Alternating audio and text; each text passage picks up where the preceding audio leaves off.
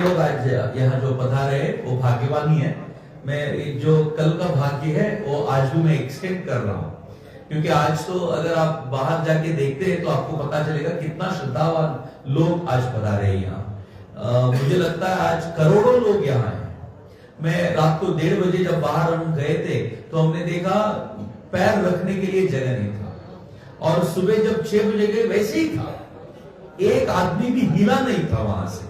अगर ये कहीं बाहर हो जाता तो आग लग जाती, तो लोग किसी के ऊपर पत्थर डाल देते, लोग कुछ ना कुछ हल्ला मचा देते। लेकिन यहाँ कल रात से आज सुबह तक हमको इतना अच्छा माहौल देखने के लिए मिला।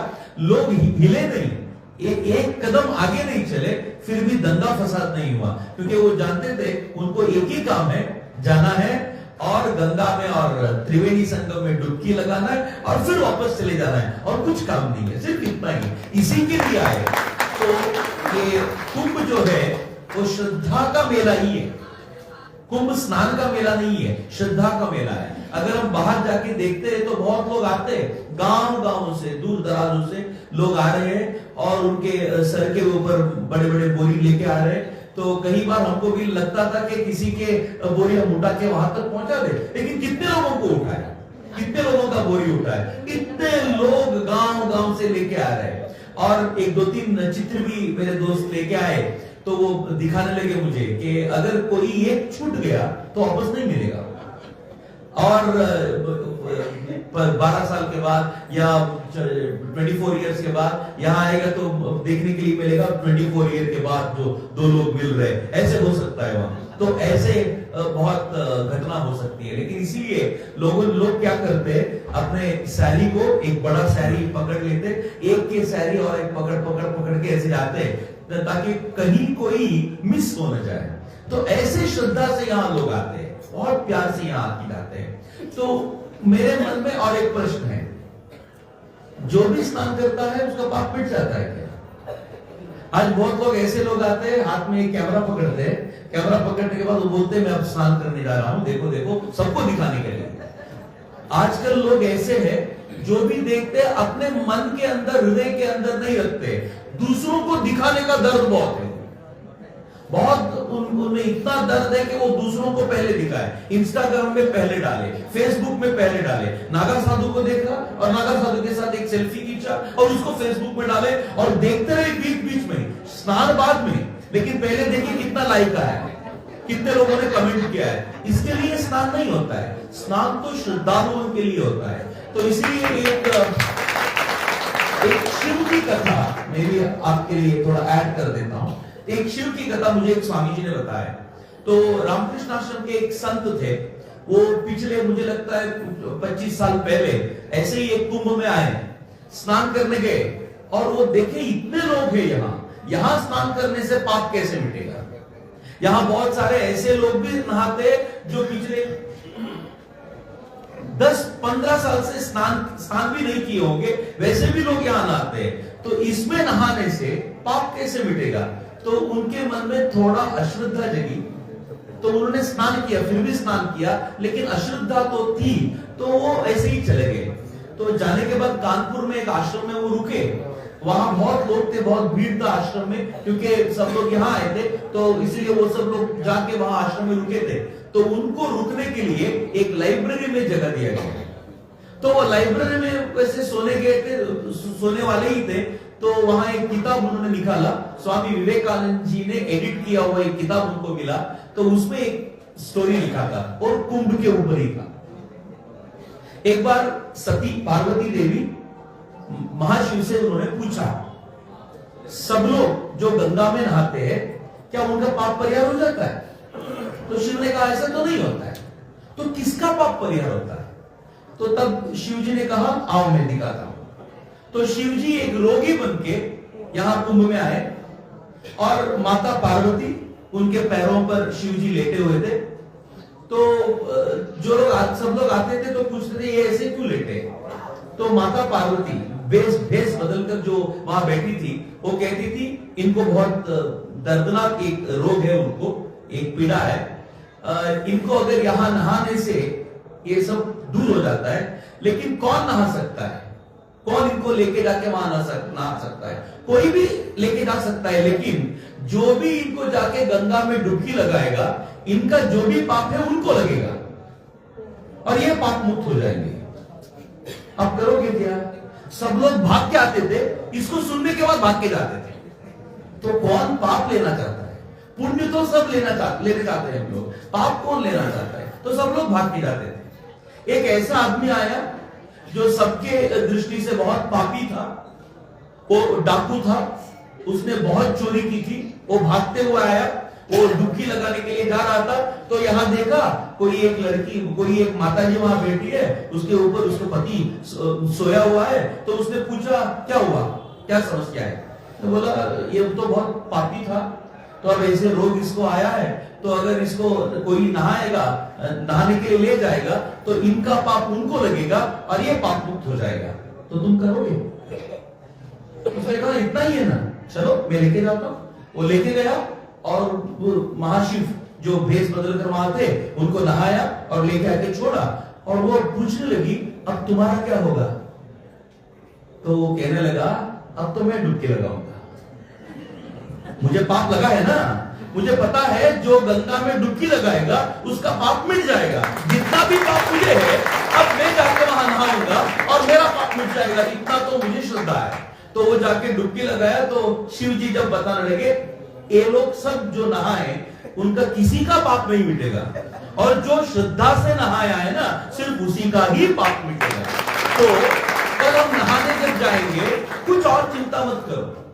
कल हम जब नहाने जाएंगे ये सब चिंता मत करो कि पाप मिटेगा या नहीं। ये लोग सब लोग स्नान करते हैं, इनका पाप मिट जाएगा या इनका जो पाप है ये इसमें आएगा, ये सब चिंता मत करो। सिर्फ इतना ही चिंता करना है, हम लोग वहां जाएंगे, स्नान करेंगे, क्योंकि साधु संत इसमें डुबकी लगा रहे तो गंगा भी अब पवित्र हो गई है। तो हम ये त्रिवेणी संगम में स्नान करके हम भी पवित्र हो जाएंगे। जब ये श्रद्धा हमारे मन में आएगा तब मोबाइल निकल जाएगा, इंस्टाग्राम निकल जाएगा, फेसबुक निकल जाएगा, और सिर्फ इतना मन में रहेगा जाओ त्रिवेणी संगम में डुबकी लगाओ और श्रद्धा से सब पाप मुक्त हो जाओ। और मैं चाहता हूं जो भी यहाँ जंगमवाड़ी में हम लोग हैं, कल जब हम स्नान करने जाएंगे इसी श्रद्धा से वहां जाएंगे, स्नान कर लेंगे और पाप मुक्त हो जाएंगे। ये जंगमवाड़ी, इसलिए मैं कह रहा हूं यहाँ जो है हम सब भाग्यवान हैं। तो कल का जो भाग्य है मैं आज भी कंटिन्यू कर रहा हूं कि हम सब भाग्यवान हैं। तो जंगमवाड़ी में आ सके और यहां से श्रद्धा का ये मंत्र लेके हम वहां पर डुबकी लगाएंगे तो पाप मुक्त हो जाएंगे और भगवान शिव को हम पा सकते हैं। तो इसी के साथ मैं मेरे वाणी को परम पूज्य गुरु जी के चरणों में समर्पित करता हूं। सबको मेरा सादर नमस्कार, वंदन।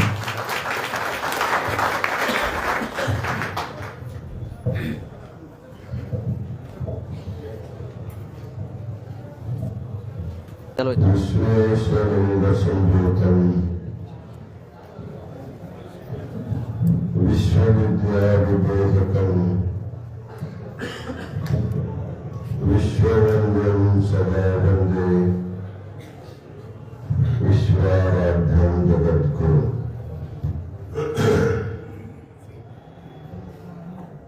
आज के पवित्र प्रवेश के अवसर पर प्रयागराज क्षेत्र में महाकुंभ के उपलक्ष्य में हरियाणा के समष्टि जंगम समाज के द्वारा जो शिव कथा का प्रस्तुति हुआ है, इस सभा में उपस्थित समस्त पारंपरिक वेशभूषा से अलंकृत सभी जंगम समाज के मूर्धन्य, सभा में उपस्थित देवरकर महाराज, सूत्र संचालन करते हुए अपना वक्तव्य दिए हुए रेणु सिद्ध स्वामी ने हिंदी और कन्नड़ भाषा में आज इस प्रसंग को अत्यंत सुंदर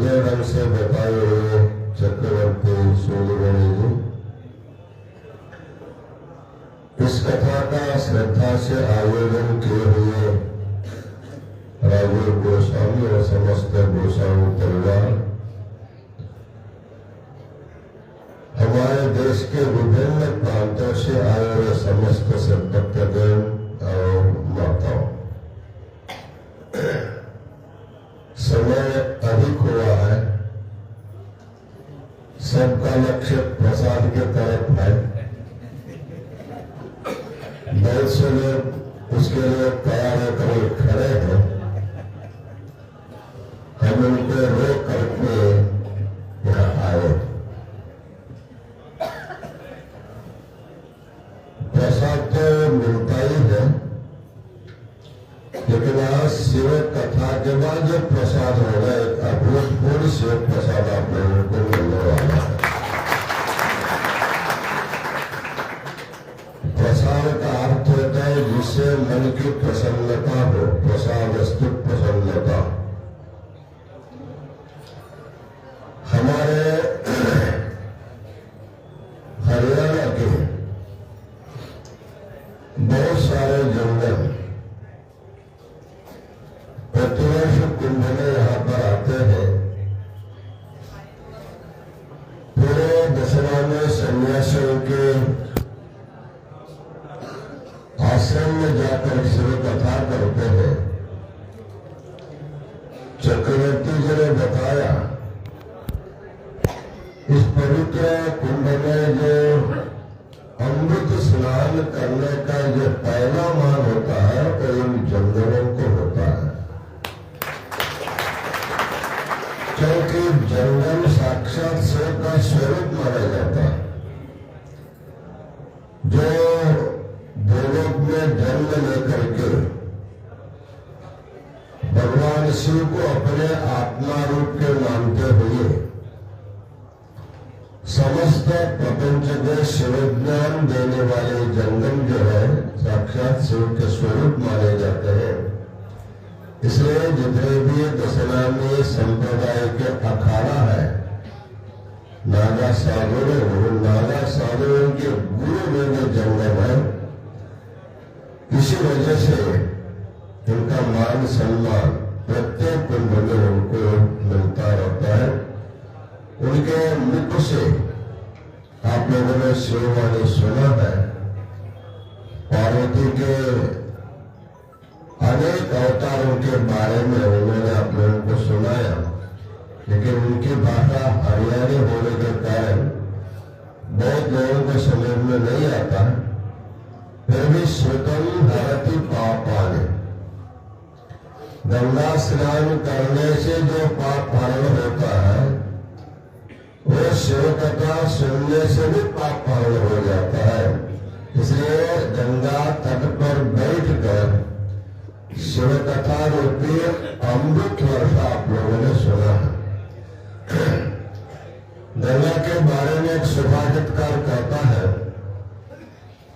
नकेनापि शेतम दृष्टम वारणा वारिशिष्यति, अहो भागीरथी वारा भव सिंधु विशिष्यति। एक प्रश्न करता है, संसार में पानी से पानी को सुखाया जाता है क्या? पानी को सुखाने के लिए तो वायु चाहिए, तो अग्नि चाहिए, लेकिन पूछता है नकेनापि श्रुतम दृष्टम वारिणा वारिशिष्यति। पानी से पानी सूखता है तो किसी ने सुना नहीं, किसी ने देखा नहीं। वही बोलता हो भागीरथी वारा भव सिंधु विशिष्यति। भागीरथी जल से भव सागर सूख जाता है। जो भागीरथी में स्नान करता है उसका भव सागर सूख जाता है, उसको भवबंध नहीं होता है। ऐसे आज हम लोग प्रदोष के स्पर्श के अवसर पर उधर गंगा, इधर ज्ञान गंगा है, उधर संगम है, ऐसा पवित्र क्षेत्र में हम लोग बैठे हैं। इसलिए यहाँ बैठे बैठे सभी पाप मुक्त है, ऐसा हम कहने से कोई हल्का नहीं है। तो भगवान के कथा सुनने का सब लोगों को मिला है। और चक्रवर्ती जी ने इस कथा के बारे में और गंगा के पाप हरने के बारे में सुंदर ढंग से बताया है। हमेशा श्रद्धा जो होता है वही फलदायी होता है। श्रद्धा नहीं हो तो कुछ भी नहीं है। इसलिए श्रद्धा से गंगा नहाओ, श्रद्धा से दान करो, श्रद्धा से पूजा करो, श्रद्धा से जप करो। श्रद्धा से किया हुआ सभी फलदायी होता है। इसलिए हमारे देश की जो आस्तिक जन है, आज हम लोग देखिए बाहर गए नहीं थे, जहां तक गंगा किनारा है वहां तक लोगों को लाइन संगम तक लगाई है। कितने लोगों को रहने के लिए भोजन, रास्ते में सो रहे हैं, रास्ते से जा रहे हैं, उनका एक ही लक्ष्य है गंगा संगम का स्नान हो जाना चाहिए। हमको पवित्र हो इसी भाव से आए हैं। इसी प्रसंग में आज हमारे चक्रवर्ती बहुत देख करके बहुत आनंद की अभिव्यक्ति किया है। आज आप लोगों ने शिव कथा का सेवन किया है, इसके बाद प्रसाद का सेवन करना है। इसलिए भगवान शिव जो है सबको समान रूप से देखने वाला भगवान है। समा भवंत में सर्वे इति अहम शिवा, सबको जो समान रूप से देखता है उसी का नाम शिव है। इसलिए जिसकी दृष्टि सम होती वही शिव हो सकता है, जिसकी दृष्टि सम नहीं हो शिव नहीं हो सकता है।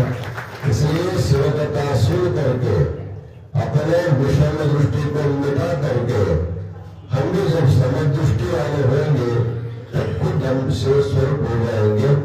इसी खुद को शिव स्वरूप करने के लिए स्वयं कुंभ का अवसर है। इसी वजह से सभी लोग कथा सुन करके भगवान शिव का ध्यान करते हुए गंगा में स्नान करके अपने दृष्टि जो विषम दृष्टि है उसको मिटा करके सबको भगवान शिव समदृष्टि प्रदान करे। इन्हीं वचनों के साथ हम अपना आशीर्वचन पूर्ण करते हैं। ओम शांति शांति शांति। मगर हमारे ब्रह्म मंदिर में जो दीप है उसी से हम महास्वामी जी का महामंगलारती करें, ऐसी भावना करते हुए नमः पार्वती पतये शिव हर हर महादेव। श्रीमद् जगद्गुरु पंचाचार्य महाराज की जय। श्रीमद् जगद्गुरु डॉक्टर चंद्रशेखर शिवाचार्य महास्वामी की। काशी विशालाक्षी अन्नपूर्णा समेत विश्वनाथ भगवान की। हर हर महादेव। ओम मंगलम ओंकार मंगलम, ओम मंगलम ओंकार मंगलम।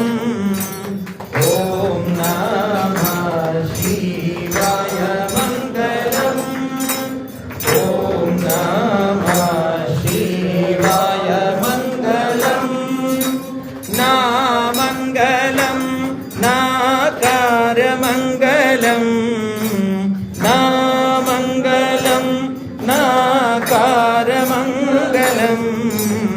नादबिंदु कलातीत गुरवे मंगलम, नादबिंदु कलातीत गुरवे मंगलम।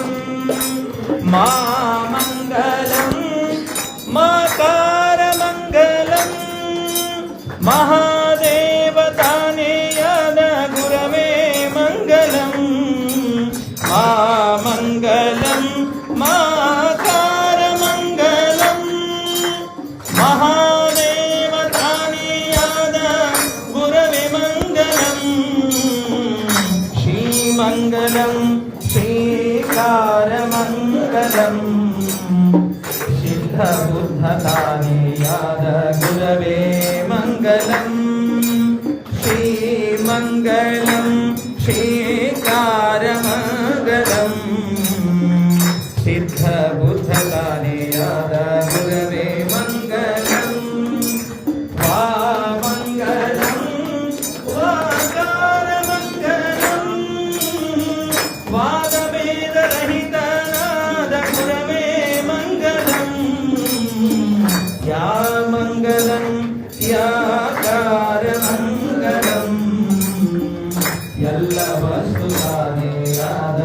गुरवे मंगलम। ओम मंगलम ओंकार मंगलम। ओम मंगलम ओंकार मंगलम। ओम नमः परमात्मा गुरवे मंगलम। ओम नमः परमात्मा गुरवे मंगलम। ओम नमः परमात्मा गुरवे मंगलम। मंगलम गुरुदेवाय भवदुःखपरिहारिणे असंगानंदरूपाय मुक्तिदात्रेस्तु मंगलम। सानन्दमानन्दवने वसन्तं आनन्दकन्दं हतपापवृन्दं वाराणसीनाथमनाथनाथं श्रीविश्वनाथं शरणं प्रपद्ये। श्रीविश्वनाथ